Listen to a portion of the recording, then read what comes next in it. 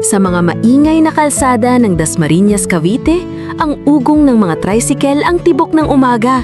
Si Carlo, 27 anyos at anak ng tricycle driver, tumutulong sa tatay niya na buhayin ang pamilya nilang trike.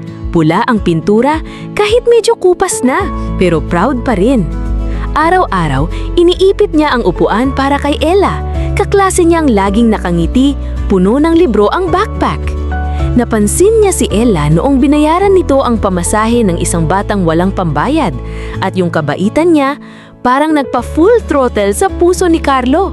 Isang malagkit na umaga habang umaalog ang trike, nahulog ang notebook ni Ella, puno ng doodles ng chalkboard at pangarap niyang maging guro.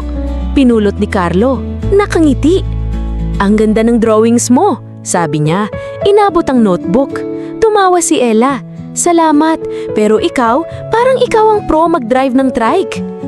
Naging routine na ang sakay nila, nagbabahagi ng buko juice mula sa tindahan sa tabi ng kalsada at nagkwekwentuhan tungkol sa plano niyang magturo sa mga bata at hilig ni Carlo sa pag-aayos ng makina. Nagsimula si Carlo mag-sketch ng trike design sa mga pirasong papel. Inislide kay Ella na itinago yon sa notebook niya na may nahihiyang ngiti. Lalong naging sweet ang moments nila. Nagbibiruan tungkol sa kakaibang tunog ng busina ng trike at nagkukwento sa ilalim ng akasya sa barangay. Iningatan ni Carlo ang isang doodle ni Ella, trike na may initial nila, idinikit sa loob ng sidecar. Pero isang hapon, parang nawala ang saya ni Ella. "Carlo, nakuha ko yung scholarship sa university sa Baguio," sabi niya, mahina ang boses. "Aalis kami next month." Natigil ang puso ni Carlo. Masyadang maingay ang trike bigla. "Grabe! Congrats!" sabi niya. Pilit ang ngiti. "Pero mamimiss kita." Mabilis ang mga araw. Todong tulong si Carlo sa tatay niya, iniiwasan ng tingin ni Ella. Ang isip ng trike na walang si Ella, parang mali. Isang gabi, may nagkwento na kapitbahay na nag-eempake na ang pamilya ni Ella at biglang kinabahan si Carlo. Hindi pwede umalis si Ella nang walang sinasabi. Gamit ang mga spare parts sa toolbox ng tatay niya, gumawa si Carlo ng maliit na trike model sa gabi. Pininturahan ng pula tulad ng trike nila. May maliit na note sa loob. "Ella, gusto kita.